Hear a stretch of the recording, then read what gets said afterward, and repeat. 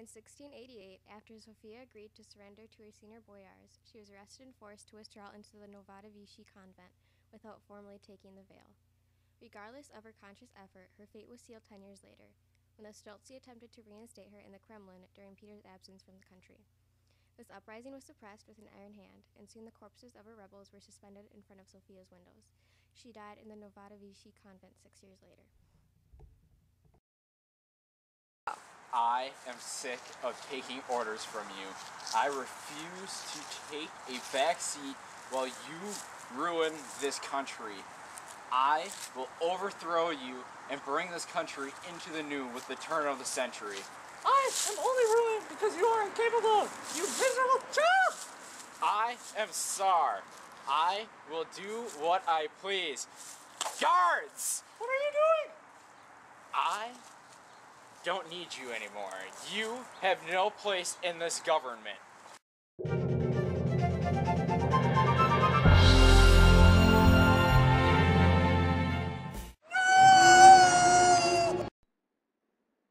After Sophia tried to regain power, Ivan took Peter's side. Within a couple years, the two new Tsars gained power. Ivan had a very close relationship with his half-brother and co-star Peter. He did not really want to become Tsar, but was persuaded to. On June 25, 1682, Ivan and Peter were crowned in the Cathedral of the Dornitian as double Tsars.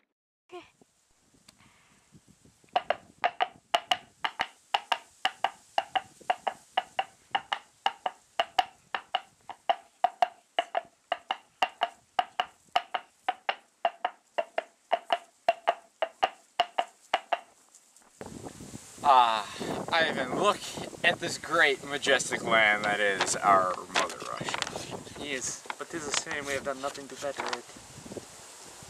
We shall bring in a new day. A revolution, my brother. We will modernize it. Ivan's reign was only formal, since he had serious physical and mental disabilities. He sat still for hours at a time and needed assistance in order to walk. During the reign of his colleague Peter, Ivan V took no part in political and social affairs, but devoted himself to incessant prayer and rigorous fasting. Ivan was the mere tool of the partying in Muscovy, who would have kept the children of the Tsar. Oh, Ivan, will you stop your praying for 1 second? Don't worry, our child is healthy. You will be Tsar one day. Yes, he will. At the age of 27, Ivan was described by foreign ambassadors as senile, paralytic, and almost blind. He died 2 years later and was interned in the Archangel Cathedral at the age of 29. In the year 1869, Peter wanted to find a way to create a strong military power. The young Tsar yearned to master European achievements and to use these achievements to boost Russia's military might.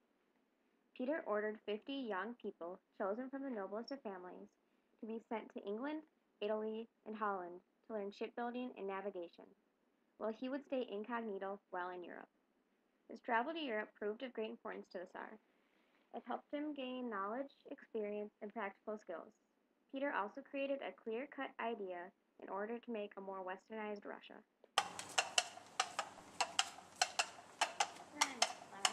Here.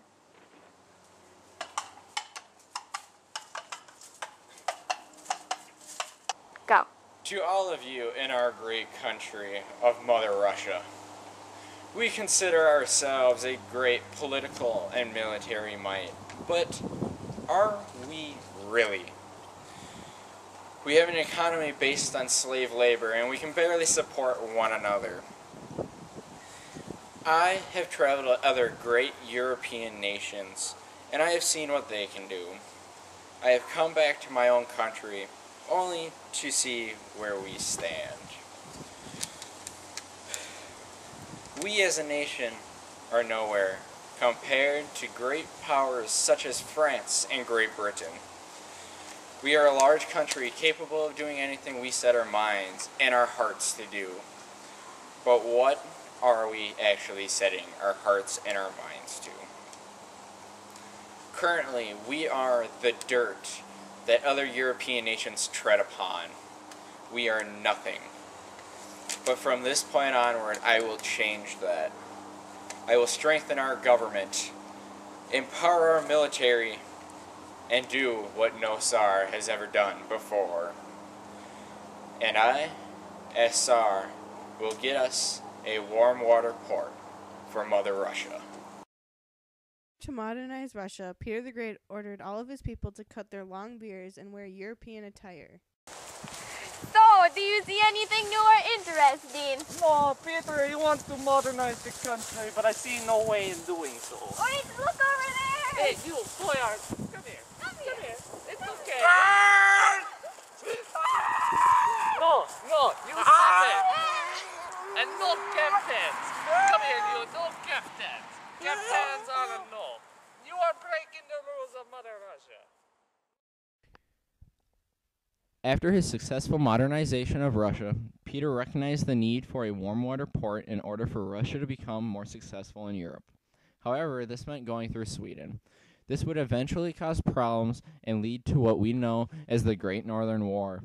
Peter at first suffered a defeat at the hands of King Charles and his Swedish forces, but when Charles left Peter alone and went after Denmark, this gave Peter the opportunity to get what he wanted from right underneath Charles's nose.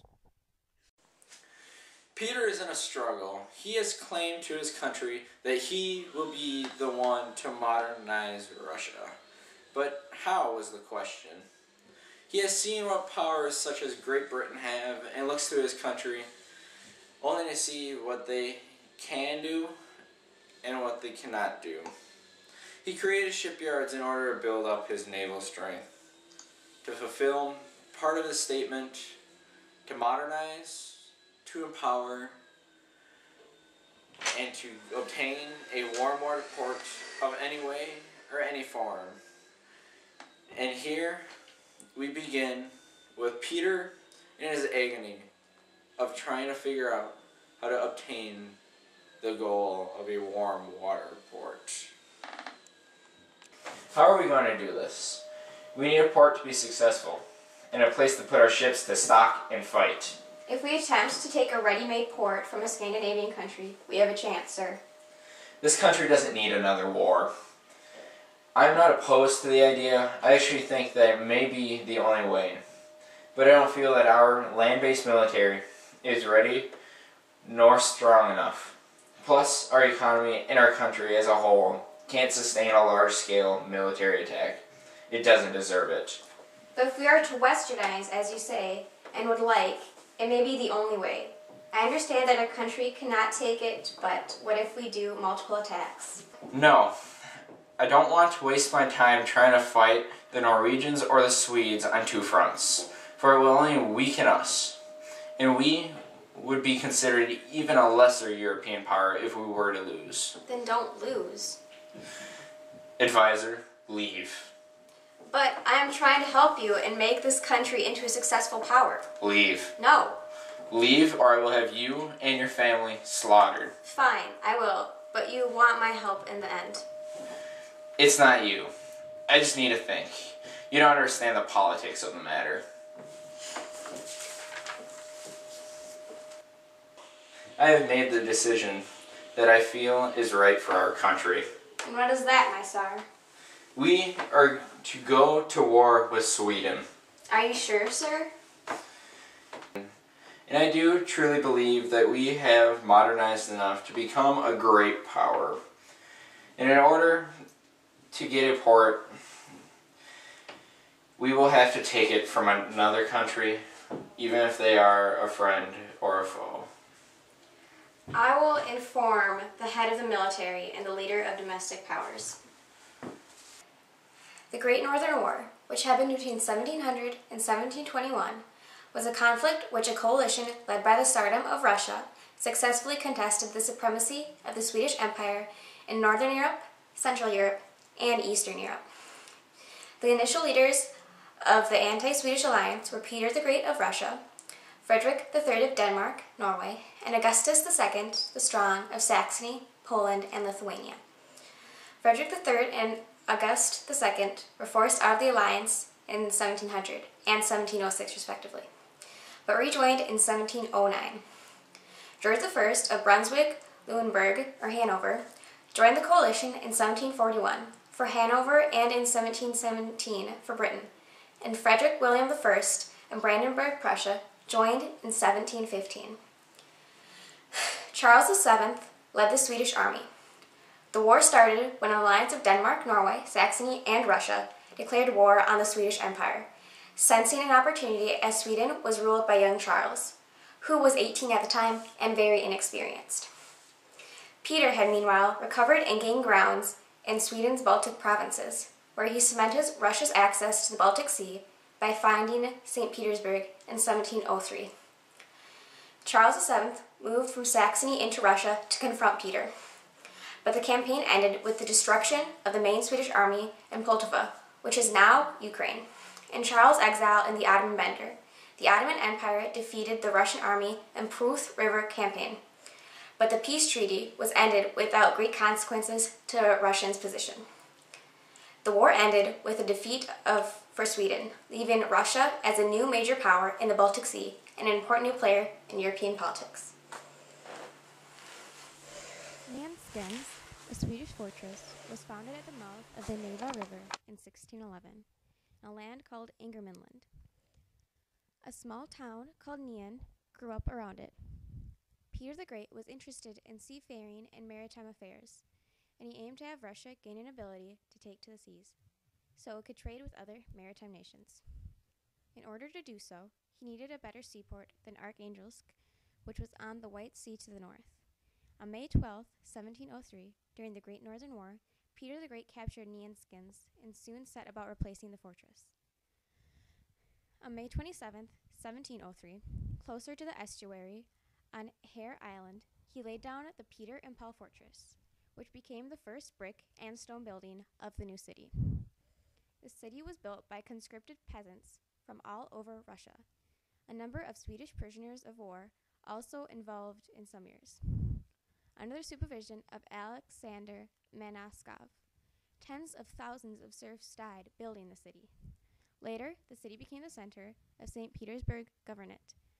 Peter moved the capital from Moscow to St. Petersburg in 1712, 9 years before the Treaty of Nansen of 1721 ended the year, although he was referring to St. Petersburg as the capital or seat of the government as early as 1704.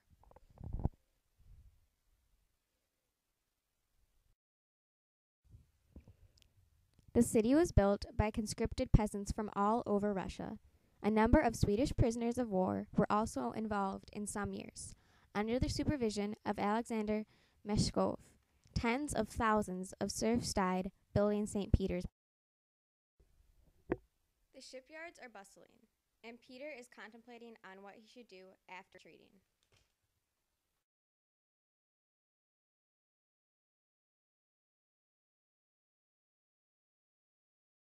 I will not be viewed as a weakling. I have been able to further this country more than any other Tsar. Well, how do you propose to solve the problem? We will attack Yen, only in a different manner. I won't listen to you. I will wait for the right opportunity. Instead of rushing into it as you advised, I won't allow you to convince me again. And when is that time? When Sweden Peter the is, Great, well, or Petri Alexander preoccupied. ruled the Tsardom of Russia and later the Russian Empire from May 7, 1682 until his death, jointly ruling before 1696 with his half-brother. In numerous successful wars, he expanded the Tsardom into a huge empire that became a major European power. According to historian James Carcraft, he led a cultural revolution that replaced the traditional and medieval social and political system with a modern, scientific, Europe-oriented, and rationalist system. In the winter of 1723, Peter, whose overall health was never robust, began having problems with his urinary tract and bladder. In the summer of 1724, a team of doctors performed surgery, releasing upwards of 4 pounds of blocked urine. Peter remained bedridden until late autumn. In the first week of October, restless and certain he was cured, Peter began a lengthy inspection tour of various projects. According to legend, in November, at Lachtka along the Finnish Gulf to inspect some ironwork, Peter saw a group of soldiers drowning near shore and waded out into near waist-deep water and came to their rescue. This icy water rescue is said to have exacerbated Peter's bladder problems and ultimately caused his death.